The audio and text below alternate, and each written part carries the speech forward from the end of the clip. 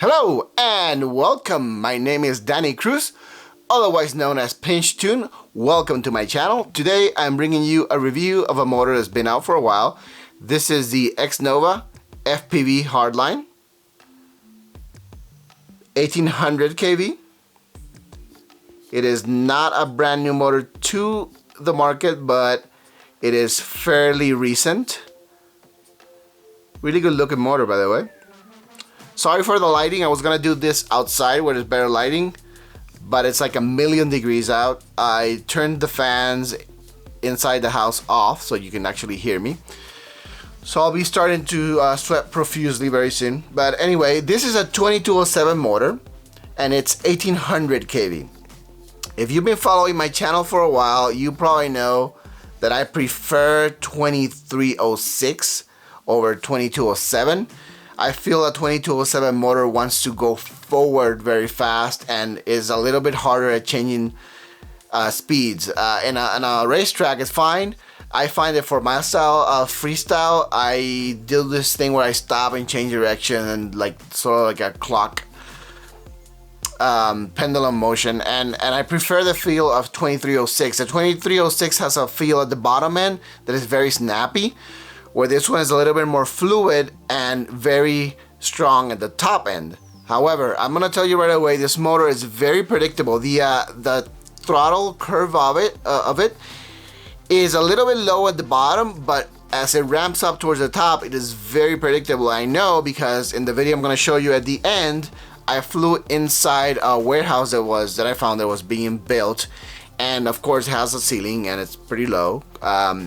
And I felt pretty comfortable with it, where normally a motor that I don't fly often will feel very weird, and I wouldn't be comfortable at all flying in a place like this. But we'll get to that in a second. A couple of things I really like about the motor: not only does it look really good, but it has these spikes at the top there, which is something very typical to XNOVA, to grip the propeller. And there's a couple of brands that do this, but then it's very inconsistent. They'll have a motor that has a spike and then the next model doesn't, you know. In fact, I'm actually gonna review, this review comes because I've been flying the T-Motor Pro 4 2306, and it's a very good motor, but I've been wanting to do a couple more reviews and test a few things. So I ordered this set, and I also ordered the RC Power Wasp Major motor, and that's a good example. That motor is a newer design than the Smooth X, but it's a Smooth X, or Smoox, has the little spikes at the top where the newer model does not. So I don't know what's the deal with that. So I do like that because you can make the props tight, but you don't have to crank them down because they're nicely gripped. This motor is very well built, typical XNOVA fashion. It is, as far as bells and whistles go, it isn't the latest and greatest in terms of, like, most of the current manufacturers are going to one-piece bells. That said, the T-Motor Pro 4 is still a two-piece bell like this is. So it isn't, there's nothing wrong with that. But the other thing is that it also has a circ clip at the bottom, which it doesn't bother me. I've been flying motors with circ clips for quite a while. It does remind me of the Lumineers I used to fly a couple years ago. So some of you guys are not gonna like this. But then again, some motors that do have screws at the bottom tend to not want to come loose. So if you feel confident working with circ clips, which I do, these are fine. You can also get a circ clip remover tool, which just search, a lot of the shops have those. So I wouldn't shun these because of the circ clip. I think they're fine. It isn't a particularly light motor, nor is it a particularly heavy motor. I'll put the weights in the screen there. I actually weighed it with the full long wires and the short wires, both. So you'll get the weights for that. But for being a 2207, which is kind of a larger motor, is still a good weight. There are some 2207s that are considerably heavier, and then there's some that are actually made by XNOVA, like the Fly 33s. They're made by XNOVA and they're actually way lighter. So this sits right in the middle. It isn't a heavy motor by any means as for a 2207. But there are some 2207.5s out there that are actually lighter. But as far as build quality goes, these are really hard to beat. They're very, very, very nicely built. They are very smooth in hand. They don't cog as much as like a broader hobby motor. and I actually didn't even tune. I put them on my quad, which is flying Falco X by Flight 1, and because I'm testing various motors, I didn't want to tune. I just wanted to see how they felt. So for me, as long as it flew okay with the tune I had on there, it was fine, and yes, it did. The wasps that I put on my quad, which is this guy right here, which is a Impulse RC Apex HD. Right now, as you can see, it has the XNOVA motors. I took one off right now so I can show it to you. But the default tune that I had on it, which isn't the default, it's my tune, but the Wasp flew a little bit better than these. These would need a little bit more tuning, but it's also because the other motors that I was testing are closer to 2306. By the way, I keep mentioning the Wasp.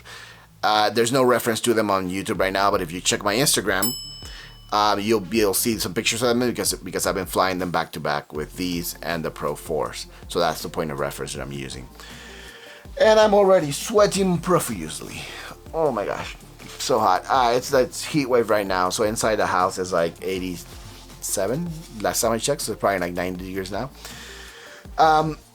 So anyway, if you haven't tried XNOVA, I have videos in the past, even 2 years ago, that I've been flying different kind of XNOVA motors. I had 1804s in various KVs for 4-inch quads. And I know I have other stuff in there, but it is a very, very good brand. They know how to build a motor. Their focus has been on helicopters, not so much FPV, but they do have a team now, and RDQ is actually carrying them now. So you're gonna be seeing a lot more of them in the near future, I'm sure, as distribution increases. A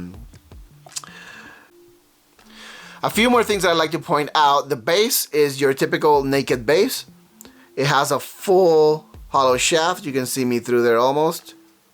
Okay, and then it has a full size nut, where some motors these days, in order to save half a gram, they'll use, it's about half a gram, I've measured it, I've weighed it. They'll use a shallow nut, and a lot of guys don't like that because they're easier to strip. I haven't had much problems with them or at all, but it is nice that they have a full size nut on there.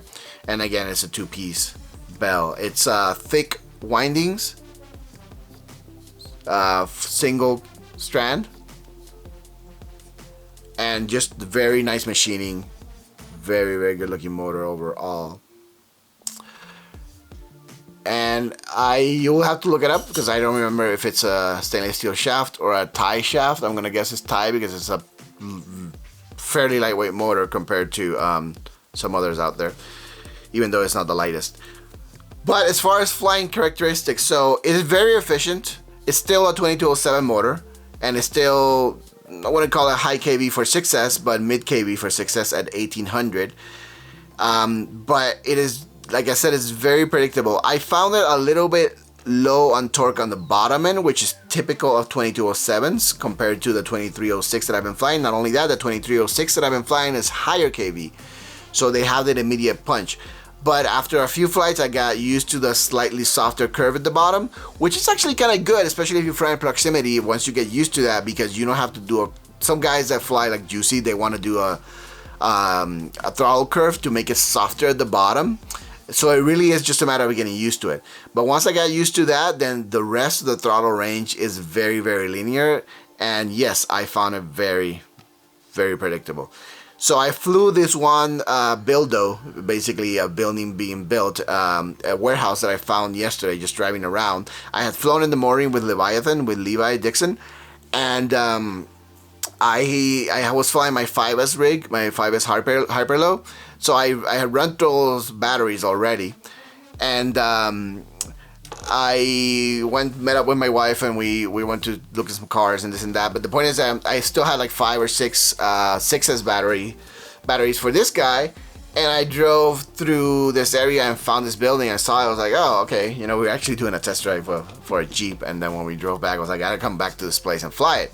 So I came back, and the only quad I had was this guy, which the motors are brand new and I'm testing them, so I didn't want to go and do anything stupid and freaking go and break them. So I was like, okay, you know, I'll just fly these. So the video's coming up. It's about 3 minutes long. It was 4 flights, and I, you know, clipped the best parts and made basically a compilation of it. And it, you know, the typical freestyle edit. I normally like to do one takes, but I just mashed something together. But the one thing I want to point out is I was holding back, of course, because I didn't want to go break these. It was a kind of a tight building. I wasn't trying to do any dives or anything like that because, yes, I didn't want to go and smash the brand new motors. Not only that, I'm still getting used to them, but even with that, I still felt pretty comfortable flying in a tight proximity space with them, where some motors that I put on to test, I'm like, no, this doesn't feel like right at all. I still feel that for me, 2306 is best for freestyle. I really wish XNOVA will put a little bit more focus on 2306, because the thing is that in numbers and charts on the computer, 2207 is better. But a computer does not account for feel, which is where I feel 2306 is best. And yes, XNOVA, please give us some nice 2306 motors along the lines of the V2N, but in 2306 size, and I think, you know, around 30 grams, 31 at the most, and I think those will be killer. But yeah, so let's close this up. FPV Hardline, there's also an FPV Smooth line. The Smooth line is 1700 kV. To me, I think it seems like the same motor, just a different kind of CNC machining at the top, and maybe the smooth thing is because it has less power. I don't know. But these were plenty smooth, even though they call them the Hardline. But Hardline is basically because they can take a beating. So 2207, 1800 kV, and it comes with another KVs, of course, for 4S as well. And I think there might be a 5S version, I think. So check them out. I'll leave you with the video. If you can sit down and watch a flight for 3 minutes in a warehouse, and it's not necessarily the best flying ever, but it is what it is. Thank you guys for watching. Thumbs up, like, subscribe, hit the bell, and I should have a review for the Wasp Major very soon. I'll have more info on finalizing this build, which, by the way, all this foam, oh, in the video you'll see there's a lot of prop in the video, and that's because this foam, I've done this thing of using this foam often, but it keeps like shrinking and getting more flat, and that by the time a few weeks go by, it's just showing full prop in the video. So I ended up, for some of the clips in that video, I ended up adding up a bunch of foam to lift the camera more, but I'm thinking I'm gonna go back to using a TPU mount. I've done this thing with foam in the past many times. I know this is what Steel does and Vic, because of the light, but I don't know, it's just a pain to keep the camera right where I want it. So I'm gonna go back to TPU mount very soon, and I'll have more info on the build because I'm gonna settle on a motor very soon. But in the meantime, you're gonna get the Wasp Major review as well, and then I also have a final verdict on the Tango 2, which I've been flying for the last month, and I have something about ND filters and a bunch of other stuff in the pipeline. So make sure to subscribe, and channel's doing very well. I'm about to hit 3,000 subscribers. So, I mean, there's no ways to make a living, but it's good. So thanks, you guys that are subscribed. See you later.